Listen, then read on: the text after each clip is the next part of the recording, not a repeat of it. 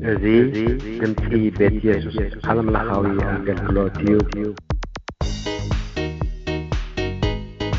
ሰላም ኣምላኽ ምስ ኩልኹም ይኹን። ኣብ ቀረባን ርሑቕን ኮንኩም መደባትና ትካተሉ ዘለኹም ክቡራት ህዝቢ ኣምላኽ፣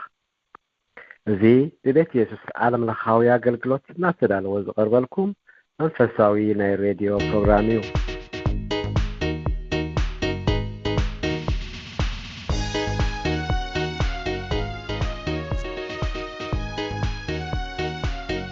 አምላክ በመጀመርታ ሰማይን ምድርን ፈጠረ። ምድሪ ድማ በረኻን ጥራያን ነበረት። ጸልማት ከአብ ልዕሊ መዓሙቕ ነበረ። መንፈስ አምላክ ድማ ኣብ ልዕሊ ማያት ይዝንብ ነበረ። አምላክ ከ ብርሃን ይኹን በለ፣ ብርሃን ድማ ኾነ። አምላክ ድማ እቲ ብርሃን ጽቡቕ ከም ዝኾነ ረአየ። አምላክ ከ ነቲ ብርሃን ካብ ጸልማት ፈለዮ። አምላክ ነቲ ብርሃን መዓልቲ ኣውጻሉ፣ ነቲ ጸልማት ከ ለይቲ ኣውጻሉ። ምሸት ኮነ ብጊሓት ኮነ ሓንቲ መዓልቲ። አምላክ ድማ ንማያት ካብ ማያት ዝፈልጥ ጠፈር ኣብ መንጎ ማያት ይኹን በለ። አምላክ ነቲ ጠፈር ገበሮ፣ ነቲ ኣብ ትሕቲ ጠፈር ዘሎ ማያት ድማ ካብቲ ኣብ ልዕሊ ጠፈር ዘሎ ማያት ፈለዮ። ከምኡ ኮነ። አምላክ ከዓ ነቲ ጠፈር ሰማይ ኣውጻሉ፣ ምሸት ኮነ ብጊሓት ኮነ ካልአይቲ መዓልቲ። አምላክ ድማ እቲ ንቑፅ ምእንቲ ክርአስ እቲ ኣብ ትሕቲ ሰማይ ዘሎ ማያት ናብ ሓንቲ ቦታ ይተኣከብ በለ። ከምኡ ድማ ኾነ። አምላክ ከዓ ነቲ ንቑፅ ምድሪ ኣውጻሉ፣ ነቲ እኩብ ማያት ድማ ባሕሪ ኣውጻሉ። አምላክ ከዓ ጽቡቕ ከም ዝኾነ ረአየ። አምላክ ድማ እታ ምድሪ ሳዕርን ዘርኢ ዝህብ ቡቕልን ዘርኡ ኣብ ርእሱ ዘለዎ ፍረከ ከም ዓይነቱ ኣብ ምድሪ ዝፈሪ ኦም ተውፅእ በለ። ከምኡ ድማ ኾነ። እታ ምድሪ ሳዕርን ከከም ዓይነቱ ዘርኢ ዝህብ ቡቕልን ዘርኡ ኣብ ርእሱ ዘለዎ ፍረ ዝፈሪ ኣእዋም ከዓ ኣውፅአት። አምላክ ድማ ጽቡቕ ከም ዝኾነ ረአየ። ምሸት ኮነ ብጊሓት ኮነ ሳልሰይቲ መዓልቲ። አምላክ ድማ ንመዓልቲ ካብ ለይቲ ዝፈሊ ብርሃናት ኣብ ጠፈር ሰማይ ይኹን። ንዘበናትን ንመዓልትታትን ዓመታትን ከዓ ንምፈለጥታ ይኹን። ኣብ ምድሪ ንምብራህ ኣብ ጠፈር ሰማይ ብርሃናት ይኹን በለ። ከምኡ ድማ ኾነ። አምላክ ከዓ ክልተ ዓበይቲ ብርሃናት ገበረ። እቲ ዓብይ ብርሃን ብመዓልቲ ክስልጥን እቲ ንእሽቶ ድማ ብለይቲ ክስልጥን ከዋኽብቲ እውን ገበረ። ኣብ ልዕሊ ምድሪ ምእንቲ ኸብርሁ ኣብ መዓልትን ኣብ ለይትን ድማ ክስልጥኑ፣ ንብርሃን እውን ካብ ጸልማት ክፈልዩ አምላክ ኣብ ጠፈር ሰማይ ገበሮም። አምላክ ድማ ጽቡቕ ከም ዝኾነ ረአየ። ምሸት ኮነ ብጊሓት ኮነ ራብዐይቲ መዓልቲ። አምላክ ድማ ማያት ህያው ነፍሲ ዘለውን ጅርጅር ዝብል እንስሳ ይውፅእ ኣብ ልዕሊ ምድሪ። ኣብ ትሕቲ ጠፈር ሰማይ ከዓ ኣዕዋፊን ፈራ በለ። አምላክ ድማ ነቶም ዓበይቲ እንስሳ ባሕሪ ነቲ ማያት ዘውፅኦ በብዓይነቱ ህያው ነፍሲ ዘለውን ጅርጅር ዝብል ኩሉ ክንፊ ዘለዎ በብዓይነተን ኩለን ኣዕዋፍ ፈጠረ። አምላክ ከዓ ጽቡቕ ከም ዝኾነ ረአየ። አምላክ ድማ ፍረዮን ተባዝሑን ንማያት ባሕሪ ምልእዎ። ኣዕዋፍ ከዓ ኣብ ምድሪ ይብዝሓ ኢሉ ባረኾም። ምሸት ኮነ ብጊሓት ኮነ ሓምሰይቲ መዓልቲ። አምላክ ድማ ምድሪ ህያው ነፍሲ ዘለዎ በብዓይነቱ እንስሳ ለመምታን ኣራዊት ምድርን በብዓይነቱ ተውፅእ በለ። ከምኡ ኾነ። አምላክ ከዓ ኣራዊት ምድሪ በብዓይነቱ እንስሳ በብዓይነቱን ኩሉ ለመምታን ምድሪ ከዓ በብዓይነቱ ገበረ። አምላክ ድማ ጽቡቕ ከም ዝኾነ ረአየ። አምላክ ከዓ ብመልክዕና ከም ምስልና ሰብ ንግበር፣ ንዓሳ ባሕርን ንዕዋፍ ሰማይን እንስሳን ንብዘላ ምድሪ ለመም ንዝብል ኩሉ ለመምታን ይግዝኡ በለ። አምላክ ድማ ብመልክዑ ሰብ ፈጠረ። ብመልክዕ አምላክ ፈጠሮ፣ ተባዕታይን ኣንስታይን ገይሩ ፈጠሮም። አምላክ ከዓ ባረኾም። አምላክ ድማ ፍረዮን ተባዝሑን ምድሪ ከዓ ምልኽዋን፣ ንዓሳ ባሕርን ንዕዋፍ ሰማይን ኣብ ምድሪ ለመም ንዝብል ኩሉ እንስሳን ከዓ ግዝኡ በለ። አምላክ ድማ እንሆ ኣብ ልዕሊ ኩላ ምድሪ ዘርኢ ዘለዎ ኩሉ ኣሕምልትን ዝዝራእ ዘርኢ ዘለዎን ፍረ ኦም ናይ ኩሉ ኣእዋምን ሂበኩም ኣለኹ እሞ ብምግቢ ይኹንኩም። ንኩሉ ኣራዊት ምድርን ንኩሉ ኣዕዋፍ ሰማይን ህያው ነፍሲ ንዘለዎ ኣብ ምድሪ ለመም ንዝብል ኩሉ ከዓ ኩሉ ለመም ሳዕሪ ንምግቦም ሂበዮም ኣለኹ በለ። ከምኡ ድማ ኾነ። አምላክ ከዓ ዝገበሮ ዘበለ ኩሉ ረአየ። እነሆ ብዙሕ ጽቡቕ ኮነ። ምሸት ኮነ ብጊሓት ኮነ ሳድሰይቲ መዓልቲ። ኦሪት ዘፍጥረት ምዕራፍ 2 ከምኡ ሰማይን ምድርን ኩሉ ሰራዊቶም ተፈጸሙ። አምላክ ከዓ ነቲ ዝገበሮ ግብሩ በታ ሳብዐይቲ መዓልቲ ፈጾሞ ብሳብዐይቲ መዓልቲ ድማ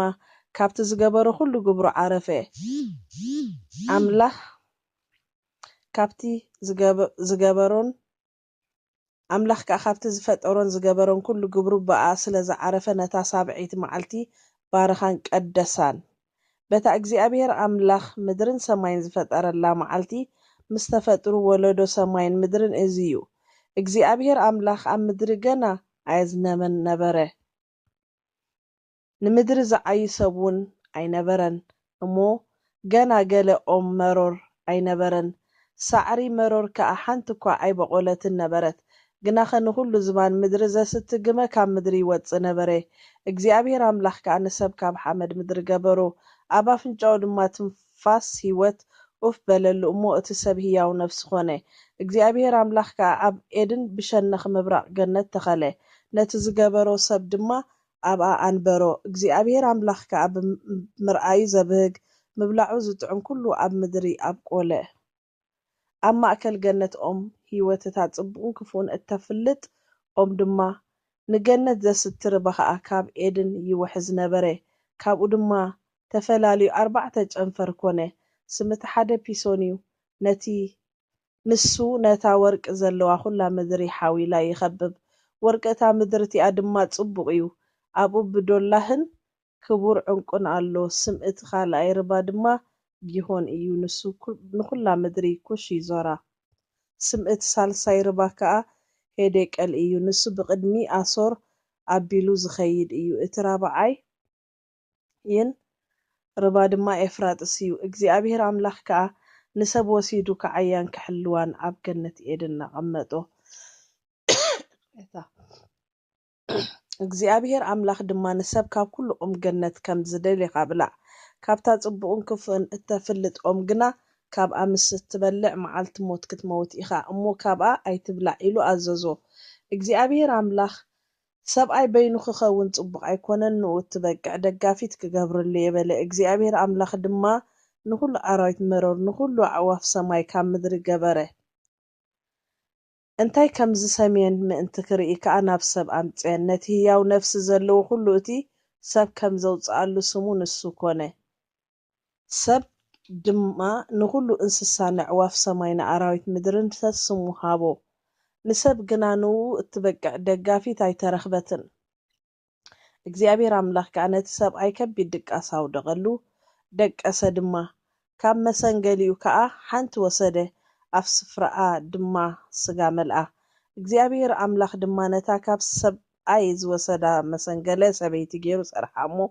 ናብቲ ሰብኣይ ኣምፅኣ እቲ ሰብኣይ ከዓ እዚኣ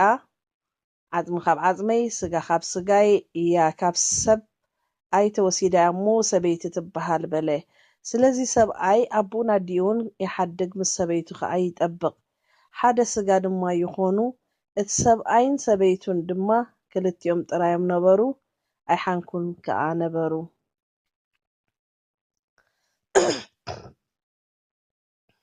ኦሪት ዘፍጥረት ምዕራፍ 3 እግዚኣብሔር ኣምላኽ ካብ ዝፈጠሮ ኩሉ ኣራዊት መሮር ተመን ይጎርሕ ነበረ ነታ ሰበይቲ ከዓ ኣምላኽሲ ካብ ኩሉ ኦም ገነት ኣይትብልዑ ኢሉ ዶ ኣዚዙ ይበላ እታ ሰበይቲ ነቲ ተመን በለቶ ኣብ ገነት ካብ ዘሎ ፍረ ኦም ንበልዕ ኢና ብዛዕባ ፍረ እታ ኣብ ማእከል ገነት ዘላ ኦም ግና ኣምላኽ ከይትሞቱስ ካብኣ ኣይትብልዑ ኣይትተንኪዋውን በለ እቲ ተመን ድማ ነታ ሰበይቲ ኣይፋልኩምን ኣምላኽ ደኣ ካብኣ ምስ እትበልዑ መዓልቲ ኣዒንትኹም ከም ዝኽፈታ ከም ኣምላኽ እውን ከም እትኾኑ ጽቡቕን ክፉእን ከዓ ከም እትፈልጡ ስለ ዝፈለጠ እዩ እምበር ከቶ ኣይትመቱን ኢኹም በላ እታ ሰበይቲ ድማ እታ ኦም መብላዓ ጥዕምቲ ንዒንቲ ከዓ ጽብቕቲ ጥበብ ብምሃባውን እተብህግ ኦም ምዃና ሪኣ ካብ ፍሬኣ ወሲዳ በልዐት ምስኣ ከዓ ንሰብኣያ ሃበቶ ንሱን በልዐ ሽዑ ኣዒንቲ ክልቲኦም ተኸፍታ ጥራዮም ምዃኖም ድማ ፈለጡ ቆጽሊ በለስ ኣለጋጊቦም ከዓ ተዓጥቁ ምድሪ ምስ ወልወለ ድማ ድምፂ እግዚኣብሔር ኣምላኽ ኣብ ገነት ክመላለስ ሰምዑ ኣዳምን ሰበይቱን ከዓ ካብ ገጽ እግዚኣብሔር ኣምላኽ ኣብ ማእከል ኣእዋም ገነት ተሓብኡ እግዚኣብሔር ኣምላኽ ድማ ንኣዳም ፀዊዑ ዓብይ ኣለኻ በሎ ንሱ ከዓ ድምፅኻ ኣብ ገነት ሰሚዐ ፈራህኩ ጥራይ ከእየ እሞ ተሓባእኩ በለ ንሱ ድማ ጥራይካ ምዃንካ ደኣመን ነገረካ ካብኣ ኣይትብላዕ ኢለ ዝኣዘዝኩኻ ኦም በሊዕኻ ኢኻ በሎ ኣዳምካ እዛ ምሳይ ክትከውን ዝሃብካ ንሰበይቲ ካብታ ኦም ሃበትን እሞ በላዕኹ በለ እግዚኣብሔር ኣምላኽ ድማ ነታ ሰበይቲ ስለምንታይ ዝገበርክ በላ እታ ሰበይቲ ከዓ ተመናስሒቱን ንበለቶ ሽዑ እግዚኣብሔር ኣምላኽ ነቲ ተመን እዚ ስለ ዝገበርካ ካብ ኩሉ እንስሳ ኣራዊት መሮርን ርጉምኩን ብኸብድኻ ትኸይድ ኩሉ ዘበን ህይወትካ ድማ መሬት ክትበልዕ ኢኻ ኣብ መንጎኻን ኣብ መንጎ እዛ ሰበይትን ኣብ መንጎ ዘርእኻን ኣብ መንጎ ዘርአን ካጽልእ ተክል ኣለኹ ንሱ ርእስኻ ክጭፍልቕ እዩ ንስኻ ድማ ሸኾና ክትነክስ ኢኻ በሎ ነታ ሰበይቲ ከዓ መከራኽን ጻዕሪ ጥንስኽን ኣዝየ ካብ ዝሖየ ደቂ ብጻዕሪ ክትወልዲ ኢኺ ድሌትክ ድማ ናብ ሰብኣይ ክኸውን እዩ ንሱ ክመልከኪ እዩ በላ ንኣዳም ከዓ ቃል ሰበይትኻ ስለ ዝሰማዕካ እሞ ካብታ ካብኣ ኣይትብላዕ ኢለ ዝኣዘዝኩኻ ኦም ስለ ዝበላዕኻ ምድሪ ብዛዕባኻ ርግምቲ ትኹን ኩሉ ዘበን ህይወትካ እንጌረኻ ከዓ ብጻዕሪ ክትበልዕ ኢኻ እሾኽን ተኾርባን ተብቁለልካ ብቑሊ መሮር ድማ ክትበልዕ ኢኻ ናብታ እተፈጠርካላ ምድሪ ክሳዕ ትምለስ እንጌራ ብርሃፅ ክትበልዕ ኢኻ መሬት ኢኻ እሞ ናብ መሬት ድማ ክትምለስ ኢኻ በሎ እቲ ሰብኣይ ድማ ንሰበይቱ ኣደ ኩሉ ህያው ኮይና እያ እሞ ሄዋን ኢሉ ሰመያ እግዚኣብሔር ኣምላኽ ድማ ንኣዳም ሰበይቱን ደበሎ ገይሩ ከደኖም እግዚኣብሔር ኣምላኽ ድማ እንሆ ኣዳም ከም ሓደ ኻባና ጽቡቕን ክፉኡን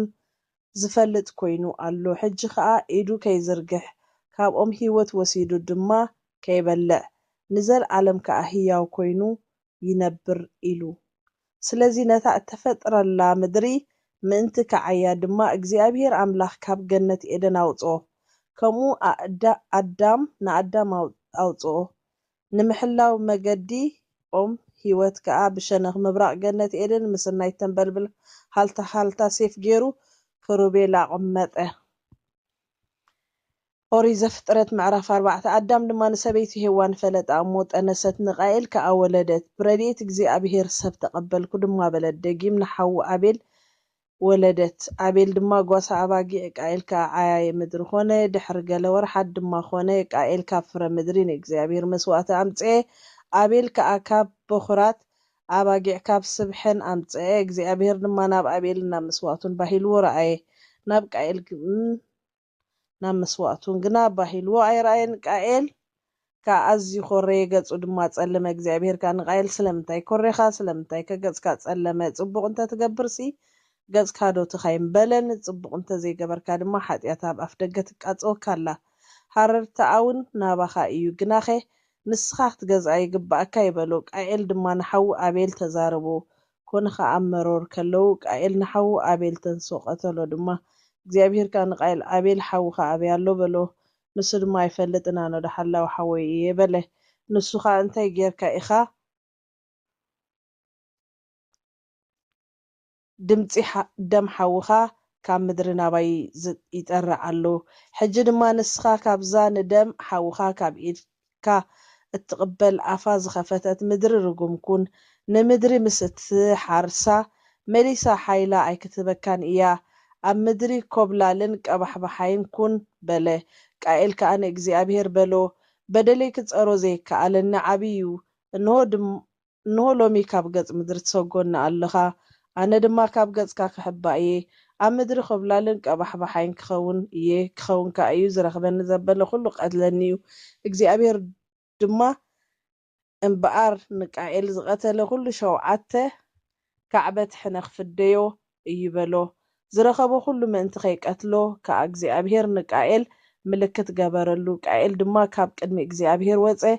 ኣብ ምድሪ ኖድ ከዓ ኣብ ምድሪ ኤድን ተቐመጠ ቃኤል ከዓ ንሰበይቱ ፈለጣ እሞ ጠነሰት ንሄኖክ ድማ ወለደት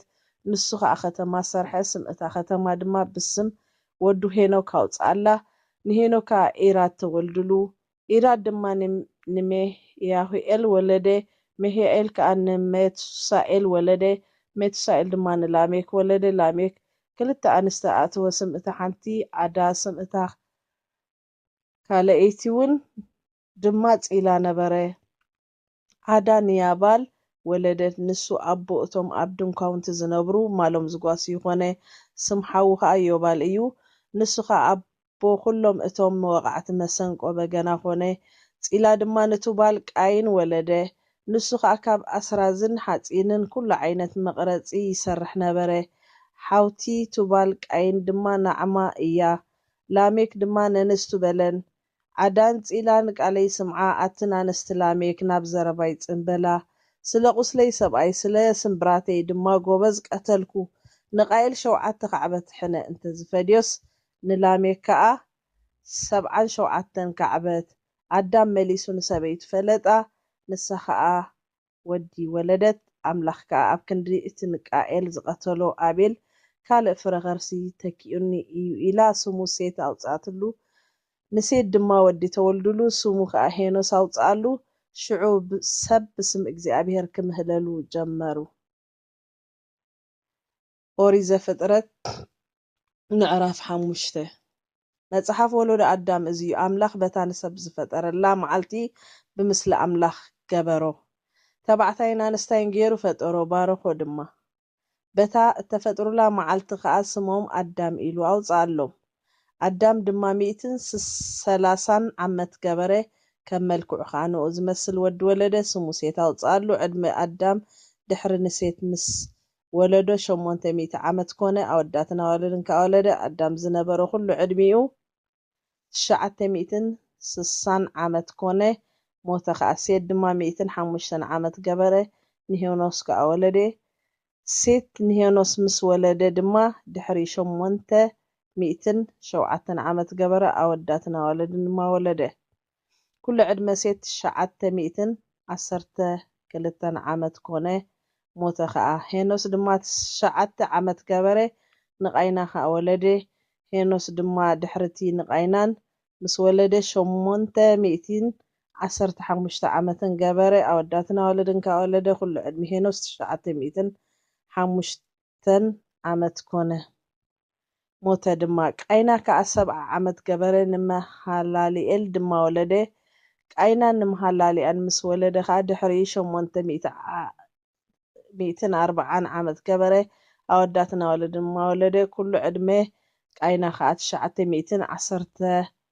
ዓመት ኮነ ሞተ ድማ መሃሊኤል ከዓ 35 ዓመት ገበረ ንያረድ ድማ ወለደ መሃሊኤል ንያረድ ምስ ወለደ ከዓ ድሕሪ 830 ዓመት ገበረ ኣወዳትን ኣዋልድን ድማ ወለደ ኩሉ ዕድመ መሃሊኤል ከዓ 895 ዓመት ኮነ ሞተ ድማ ያሬድ ድማ 132 ዓመት ገበረ ንሄኖክ ድማ ወለደ ያሬድ ንሄኖክ ምስ ወለደ ከዓ ድሕሪኡ 800 ዓመት ገበረ ኣወዳትን ኣዋልድን ወለደ ኩሉ ዕድመ ያሬድ ከዓ 962 ዓመት ኮነ ሞተ ከዓ ሄኖክ ድማ 65 ዓመት ገበረ ንማቱሳላ ከዓ ወለደ ሄኖክ ንማቱሳላ ምስ ወለደ ከዓ ድሕሪ 300 ዓመት ምስ ኣምላኽ ተመላለሰ ኣወዳትን ኣዋልድን ከዓ ወለደ ኩሉ ዕድመ ሄኖክ ድማ 365 ዓመት ኮነ ሄኖክ ከዓ ምስ ኣምላኽ ተመላለሰ ኣምላኽ ወሲድዎ እሞ ኣይተራእየን ማቱሳላ ድማ 187 ዓመት ገበረ ንላሜክ ከዓ ወለደ ማቱሳላ ንላሜክ ምስ ወለደ ከዓ ድሕሪ 782 ዓመት ገበረ ኣወዳትን ኣዋልድን ከዓ ወለደ ኩሉ ዕድመ ማቱሳላ ከዓ 969 ዓመት ኮነ ሞተ ድማ ላሜክ ከዓ 182 ዓመት ገበረ ወዲ ድማ ወለደ ኣብዛ እግዚኣብሔር ዝረገማ ምድሪ ካብ ዘሎ ዕዮና ካብ ፃዕሪ ኢድናን እዚ ከፀናንዓና እዩ ኢሉ ስሙ ኖህ ኣውፃሉ ላሜክ ንኖህ ምስ ወለደ ከዓ ድሕሪኡ 595 ዓመት ገበረ ኣወዳትን ኣዋልድን ድማ ወለደ ኩሉ ዕድመ ላሜክ ከዓ 777 ዓመት ኮነ ሞተ ድማ ኖህ ከዓ ወዲ 5 100 ዓመት ኮነ ኖህ ድማ ንሴም ንካም ንያፌት ወለደ ኦሪት ዘፍጥረት ምዕራፍ 6 ኮነ ድማ ሰብ ኣብ ልዕሊ ገጽ ምድሪ ክበዝሕ ምስ ጀመረ ኣዋልድ ከዓ ምስ ተወልዳሎም እቶም ደቂ ኣምላኽ ድማ ነተን ኣዋልድ ሰብ መልክዐኛታት ከም ዝኾና ምስ ረኣዩ ካባታተን ዘዝሓረይወን ኣንስቲ ወሰዱ እግዚኣብሔር ከዓ ንሱ ስጋ ድማ እዩ መንፈሰይ ንሓዋሩ ምስ ሰብ ኣይጻረርን ስለዚ ዘመኑ 120 ዓመት ይኹን በለ ደቂ ኣምላኽ ናብተን ኣዋልድ ሰብ ምስ ኣተው ንሳተን ከዓ ምስ ወለዳሎም በቲ ዘበን እቲ ብድሕሪኡ ድማ ኣብ ምድሪ ንጉዓት ሰባት ነበሩ እቶም ካብ ጥንቲ ስሙያት ዝነበሩ ጀጋኑ ሰባት እዚኣቶም እዮም እግዚኣብሔር ከዓ ክፍኣት ሰብ ኣብ ምድሪ ከም ዝበዝሐን ብሓሳብ ልቡ ዝሕልኖ ድማ ወርቲ ክፉእ ጥራይ ከም ዝኾነን ረኣየ እግዚኣብሔር ከዓ ንሰብ ኣብ ምድሪ ብምግባሩ ተጣዕሰ ብልቡ ድማ ጉሃየ እግዚኣብሔር ከዓ ንሰብ ስለ ዝገበርክዎ ተጣዒሰ እሞ ንዝፈጠርክዎ ሰብ ካብ ሰብ ክሳዕ እንስሳ ክሳዕ ለመምታ ክሳዕ ኣዕዋፍ ሰማይ ድማ ካብ ዝባን ምድሪ ክድምስሶ እየ በለ ኖህ ግና ኣብ ቅድሚ እግዚኣብሔር ሞገስ ረኸበ ወለዶ ኖህ እዚዩ ኖህ ኣብቶም ወለዶታት ጻድቕ እንተ ዘይብሉ ሰብኣይ ነበረ ኖህ ምስ ኣምላኽ ተመላለሰ ኖህ ድማ 3 ወዲ ሴም ካም ያፌት ወለደ ምድሪ ከዓ ኣብ ቅድሚ እግዚኣብሔር ተበላሽያ ነበረት ምድሪ ድማ ብዓመፃ መልአት ስጋ ዘበለ ኩሉ መገዱ ኣብ ምድሪ ኣበላሽ ነበረ እሞ ኣምላኽ ከዓ ንምድሪ ረኣያ እንሆ ድማ ተበላሽያ ነበረት ኣምላኽ ከዓ ንኖህ በሎ ብሰሮም ምድሪ ዓመፃ መሊኣያ እሞ መወዳእታ ኩሉ ስጋ ኣብ ቅድመይ በፅሐ እንሆ ድማ ኣነ ምስታ ምድሪ ከጥፍኦም እየ ንኣኻ ካብኦም ጎፌር መርከብ ስራሕ ነታ መርከብ ክፍልታት ግበረላ ውሽጣን ግዳማን ከዓ ብቕጥራን ለቕልቃ ከምኡ ግበራ መናሕ እታ መርከብ 300 እመት ምግፋሓ 50 እመት ቁመታ 60 እመት ይኹን ነታ መርከብ ኣብ ላዕለያ እመት ዝቁመቱ መስኮት ግበረላ ኣፍ ደገ እታ መርከብ ድማ ብጎቦ ግበሮ ታሕታይን ላዕላይን ሳልሳይን ደርቢ ግበረላ ምእንቲ ኣብ ትሕቲ ሰማይ ህያው ትንፋስ ዘለዎ ኩሉ ስጋ ክጠፍሲ እንሆ ድማ ኣነ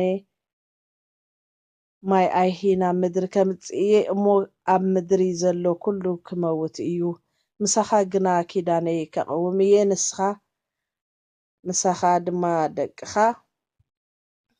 ሰበይትኻን ኣንስቲ ደቅኻን ናብ መርከብ ክትኣቱ ኢኻ ምሳኻ ብሂወት ምእንቲ ክትሕልዎም ድማ ካብ ኩሉ ህያው ካብ ስጋ ዘበለኸ ክልተ ካብ ኩሉ ዓይነት ናብ መርከብ ኣቱ ተባዕታይን ኣንስተይትን ይኹኑ ንስኻ ብሂወት ምእንቲ ክትሕልዎምሲ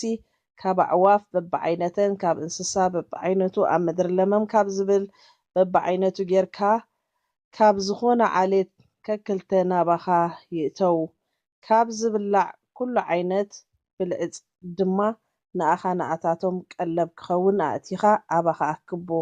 ኖህ ድማ ከምኡ ገበረ ከምቲ እግዚኣብሔር ዝኣዘዞ ኩሉ ከምኡ ገበረ ኦሪት ዘፍጥረት ምዕራፍ 7 እግዚኣብሔር ድማ ንኖህ በሎ ኣብዛ ወለዶ እዚኣ ኣብ ቅድመይ ፀዲቕካ ረኺበካዮ እሞ ምስ ብዘላ ቤትካ ናብ መርከብ እቶ ድሕሪ 7 መዓልቲ ኣነ ኣብ ምድሪ 40 መዓልትን 40 ለይትን ከዝንብ እየ ነቲ ዝገበርክዎ ኩሉ ህያው ድማ ካብ ዝባን ምድሪ ክድምስሶ እየ እሞ ካብ ኩሉ ንጹህ እንስሳ 7 ተባዕታይን ኣንስታይን ካብ ኩሉ ዘይንጹህ እንስሳ ከዓ ከክልተ ተባዕታይን ኣንስታይን ካብ ኣዕዋፍ ሰማይ ድማ ምእንቲ ኣብ ልዕሊ ኩላ ምድሪ ዘርኢ ክኾና ብሂወት ክተርፉ 7 ተባዕታይን ኣንስታይን ምሳኻ ውሰድ ኖህ ድማ ከም እግዚኣብሔር ዝኣዘዞ ኩሉ ገበረ ኖህ ድማ እቲ ማይ ኣይሂ ኣብ ምድሪ ክኸውን ከሎ ወዲ 600 ዓመት ኮይኑ ነበረ ኖህን ደቅን ሰበይቱን ኣንስቲ ደቁን ከዓ ምስኡ ብዛዕባ ማይ ኣይሂ ናብ መርከብ ኣተው ካብ ንጹህ እንስሳን ካብ ዘይንጹህ እንስሳን ካብ ኣዕዋፍን ኣብ ምድሪ ለመም ካብ ዝብል ኩሉን ከምቲ ኣምላኽ ንኖህ ዝኣዘዞ ከክልተ ተባዕታይ ኣንስታይትን ናብ ኖህ ናብ መርከብ ኣተው ኮነ ከዓ ድሕሪ እተን 7 መዓልቲ ማይ ኣይሂ ኣብ ምድሪ ኮነ ኣብ መበል 600 ዓመት ንዕድመኖ ኣብታ ካልአይቲ ወርሒ ካብታ ወርሒ ድማ ኣብ መበል 17 መዓልቲ በታ መዓልቲ ናይቲ ዓበይቲ መዓሙቕ ዓይኒ ማያት ተቐድአ መሳኹቲ ሰማይ ድማ ተኸፍተ 40 መዓልትን 40 ለይትን ኣብ ምድሪ ዘነበ በታ መዓልቲ እቲኣ ድማ ኖህ ደቂ ኖህ ከዓ ሴምን ካምን ያፌትን ሰበይቲ ኖህ 3 ኣንስቲ ደቁን ድማ ምስኦም ናብ መርከብ ኣተው ንሳቶም ኩሉ ኣራዊት በብዓይነቱን ኩሉ እንስሳን በብዓይነቱን ኣብ ምድሪ ለመም ዝብል ኩሉ ለመምታን በብዓይነቱን ኩለን ኣዕዋፍ በብዓይነተን ኩለን ጨራሩ ክንፊ ዘለዎ ኩሉ ድማ ናብ መርከብ ኣተው ህያው ትንፋስ ካብ ዘለዎ ኩሉ ስጋ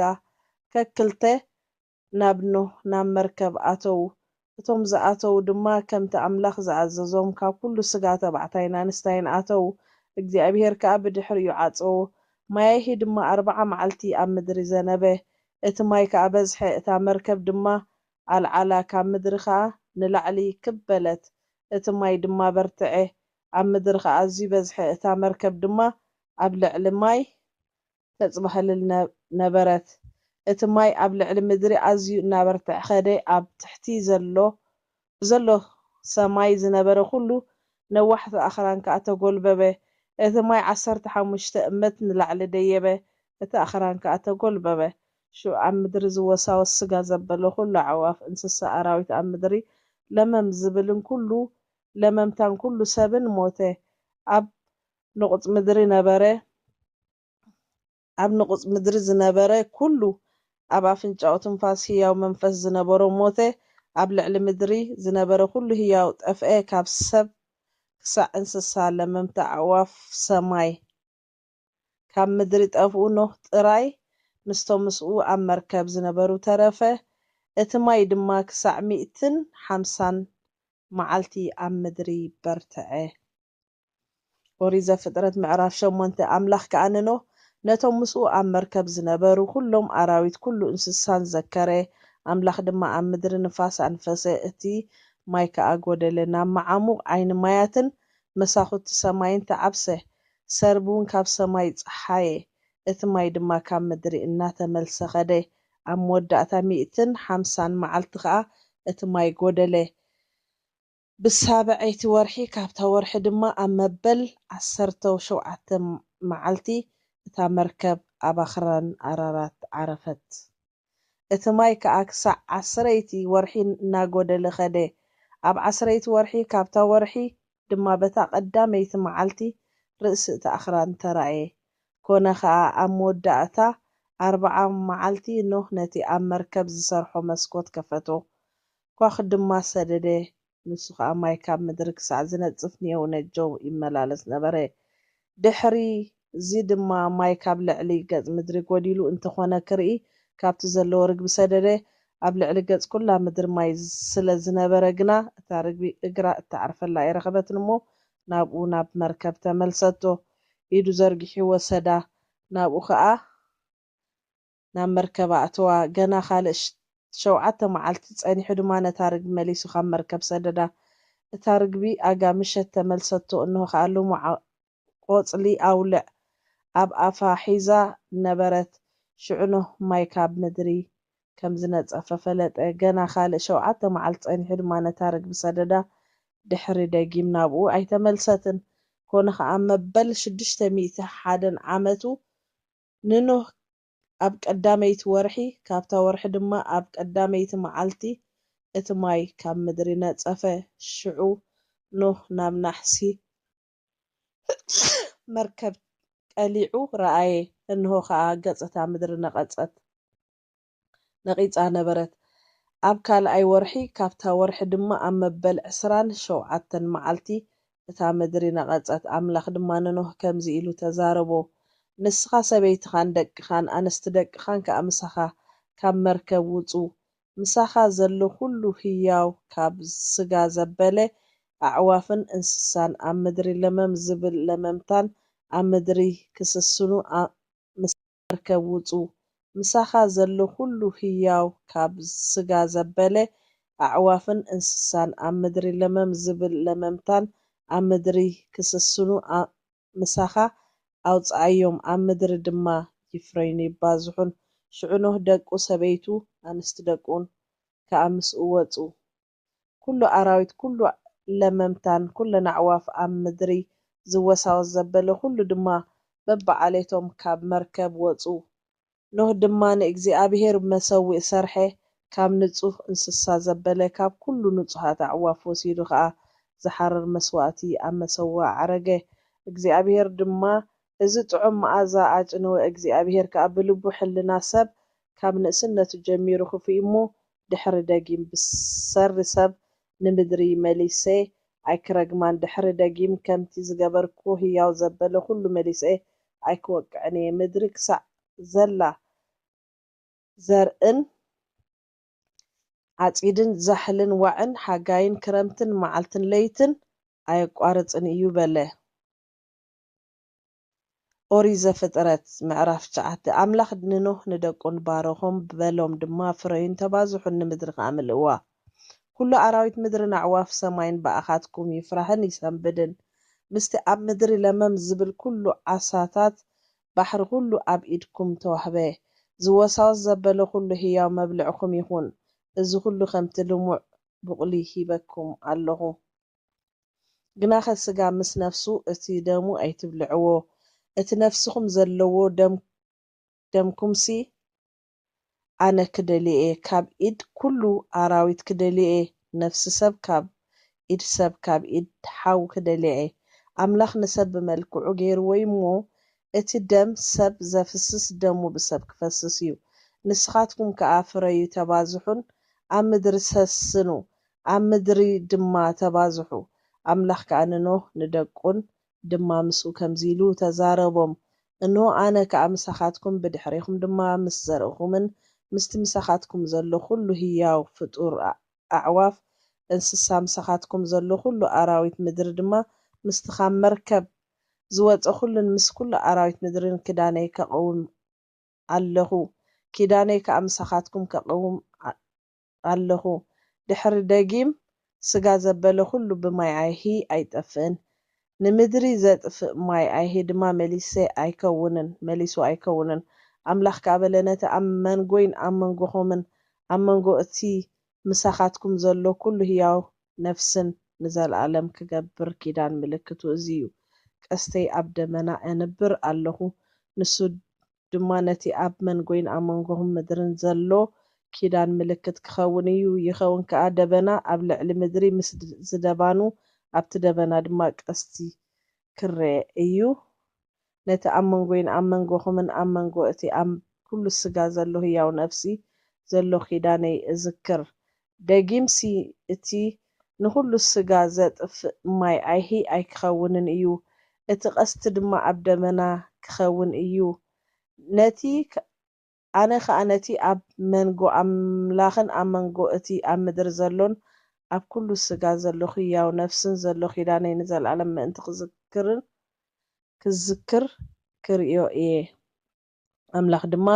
ንኖህ እቲ ኣብ መንጎይን ኣብ መንጎ እቲ ኣብ ልዕሊ ምድሪ ዘሎ ኩሉ ስጋ ዘቆምኩ ኪዳነይ ምልክቱ እዚ እዩ በሎ እቶም ካብ መርከብ ዝወፁ ደቂ ኖህ ሴም ካም ያፌት እዮም ካም ከዓ ኣቦ ከነኣን እዩ እዚኣቶም ሰለስቲኦም ደቂ ኖህ እዮም እዚኣቶም ከዓ ሰብ ኣብ ኩላ ምድሪ ተዘርዉ ኖህ ድማ ሓረስታይ ምድሪ ክኸውን ጀመረ ወይኒ ከዓ ተኸለ ካብ ወይኒ ከሰትዩ ድማ ሰኸረ ኣብ ማእከል ድንኳን ከዓ ጥራይ ኮነ ካብ ኣቦ ከነኣን ከዓ ሕፍረት ኣቦኡ ርዩ ናብ ግዳም ወፂኡ ንክልቲኦም ኣሕዋቱ ነገሮም ሴም ያፌት ድማ ክዳን ወሲዶም ኣብ መንኩቦም ገይሮም እናድሓርሓሩ ሕፍረት ኣቦኦም ከደኑ ገጾም ነድሕሪት ገይሮም ሕፍረት ኣቦኦም ኣይረኣዩን ኖህ ከዓ ካብ ስኽራኑ ናብ ልቡ ተመልሰ እቲ ንእሽቶ ወዱ ዝገበሮ ድማ ፈለጠ በለ ከዓ ከነኣን ርጉም ንኣሕዋቱ ባርያ ይኹን በለ ድማ እግዚኣብሔር ኣምላኽ ሴም ይባረኽ ከነኣን ድማ ባርዩ ይኹን ኣምላኽ ንያፌት የስፍሕ ኣብ ድንኳውንቲ ሴም ከዓ ይንበር ከነኣን ድማ ባርዩ ይኹን ኖህ ከዓ ድሕሪ ማይ ኣይሂ 350 ዓመት ገበረ ኩሉ ዕድመ ኖህ 9 150 ዓመት ኮነ ሞተ ከዓ። ኦሪት ዘፍጥረት ምዕራፍ 10 ወለዶኖ እዚዩ ሴም ካም ያፌት ንኣታቶም ድማ ማያሂ ደቂ ተወልድሉ ድሕሪ ማያሂ ደቂ ተወልድሎም ደቂ ያፌት ጎሜር ማጎግን ማዳይን ያዋንን ቱባልን ሜሴክን ቲራስን ደቂ ጎሜር ከዓ አሽከናዝን ሪፋትን ቶጋማርን ደቂ ያዋን ድማ ኤሊሻን ተርሽሽን ኪቲምን ዶዳኒምን ካብዚኣቶም ደሴታት ህዝብታት በብምድሮም ነፍሲ ወከፍ ከከም ቋንቁኡ ከከም ዓሌታቶም በብህዝቦም ተፈላለዩ ደቂ ካም ከዓ ኩሽን ሚስራይም ፋጥንን ከነአንን ደቂ ኩሽ ድማ ሴባ ሓዊላን ሳብታን ራዕማን ሳብተካን ደቂ ራዕማ ከዓ ሽባን ዴዳን ኩሽ ድማ ንኒምሮድ ወለደ ንሱ ኣብ ምድሪ ጅግና ሙኻን ጀመረ ንሱ ኣብ ቅድሚ እግዚአብሔር ጅግና ሃዳኒ ነበረ ስለዚ ከም ኒምሮድ ኣብ ቅድሚ እግዚአብሔር ጅግና ሃዳኒ ተባህለ መጀመርታ መንግስቲ ድማ ባቤል ኤረክን ኣካድን ካልነንን ኣብ ሃገር ሲንዓር ነበረ ካብቲ ሃገርቲኣ ናብ ኣሶር ወፀ ነነዌ ንሬሔቦት ዒርን ክላዕን ሰርሐ ንነነዌን ንሬሔቦትን ዒርን ካህላንን ሰርሐ ኣብ መንጎ ነነዌን ካህላን ከዓ ንሬስ ሰርሐ ንሳ እታ ዓባይ ከተማ እያ ሚስራይም ድማ ንሉዲምን ንዓሚናምን ንለሃቢምን ንናፍቱሂምን ንጳትሩሲምን ንካፍቶራውያንን ንካስሉምን ወለደ ካብኦም ፍልስጤማውያን ወፁ ከነአን ድማ ንሲዶን ቦኽሪ ወዱን ንሄትን ንይቡሳውያንን ንኣሞራውያንን ንግርጋሳውያንን ንሂዋውያንን ንዓርቂውያንን ንሲንያውያንን ንኣርዋደውያንን ንጽማራያውን ንሓማታውያንን ወለደ ድሕሪ ዝዓሌታት ከነአን ተዘርወ ዶብ ከነአናውያን ድማ ካብ ሰዶን በታ ንጌራ እትኣትወላ ኣቢልካ ክሳዕ ጋዛ በታ ንሰዶምን ጎሞራን ንኣድማን ንሴቦምኢምን እትኣትወላ ኣቢልካ ክሳዕ ሻላሕ ነበረ እዚኣቶም በብዓሌቶም በብቋንቆም ኣብ ሃገሮም ኣብ ህዝቦም ደቂ ካም እዮም ንሴም ድማ እቲ ኣቦ ኩሉ ደቂ ዔበር ዓቢ ሓውን ያፌት ደቂ ተወልድሉ ደቂ ሴም ኤላም ኣሹርን ኣርፋክሳድ ሉድን ኣራምን ደቂ ኣራም ከዓ ዑፅን ሑልን ጌተርን ማሽን ኣርፋክሳድ ድማ ክሳዕ ወለደ ኣርፋክሳድ ድማ ንሸላሕ ወለደ ሸላሕ ከዓ ንዔበር ወለደ ንዔበር ድማ ክልተ ወዲ ተወልድሉ እቲ ሓደ ብዘበኑ ምድሪ ስለተኸፍለት ስሙ ፌለግ ተባህለ ስም ሓውል ድማ ዮቅጣን ድማ ንኣልሞዳድን ንሸሌፍን ንሓጻርማቴንን ንየራሕን ንሃዳራምን ንኡዛልን ንዲቅላን ንዖባል ንዓቢኤልን ንሼባን ንኦፊርን ንሓዊላን ንዮባብን ወለደ እዚኣቶም ኩሎም ደቂ ዮቅጣ እዮም ምቕማጦም ድማ ካብ ሜሻ በታ ንሴፋር እትወፀላ እቲ ብሸነኽ ምብራቕ ዘሎ ከረን ነበረ እዚኣቶም